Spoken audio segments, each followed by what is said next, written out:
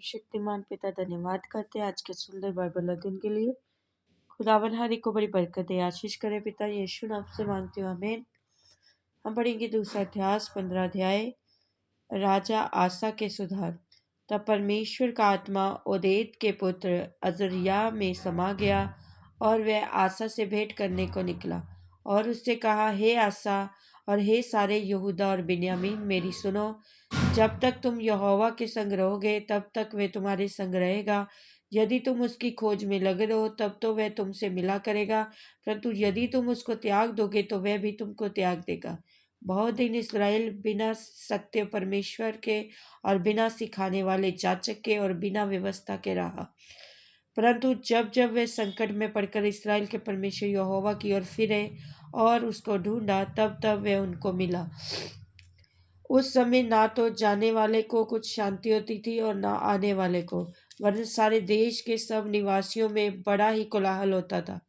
जाति से जाति और नगर से नगर चूर किए जाते थे, क्योंकि परमेश्वर नाना प्रकार का कष्ट देकर उन्हें घबरा देता था। परंतु तुम लोग हियाव बांधो और तुम्हारे हाथ ढीले न पड़े, क्योंकि तुम्हारे काम का बदला मिलेगा।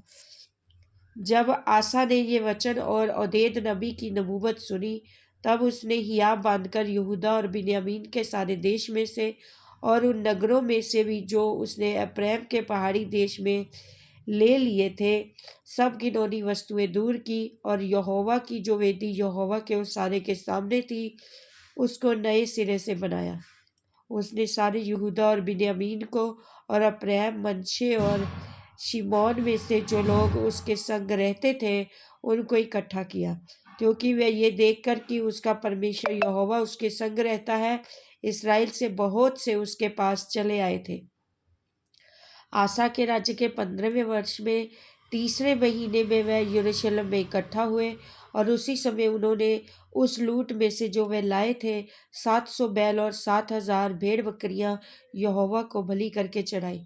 उन्होंने वाचा बांधी कि हम अपने पूरे मन, अपने सारे जीव से अपने पूर्वजों के परमेश्वर यहोवा की खोज करेंगे। बड़ा क्या छोटा, क्या स्त्री क्या पुरुष, जो कोई इसराइल के परमेश्वर यहोवा की खोज ना करे वह मार डाला जाएगा।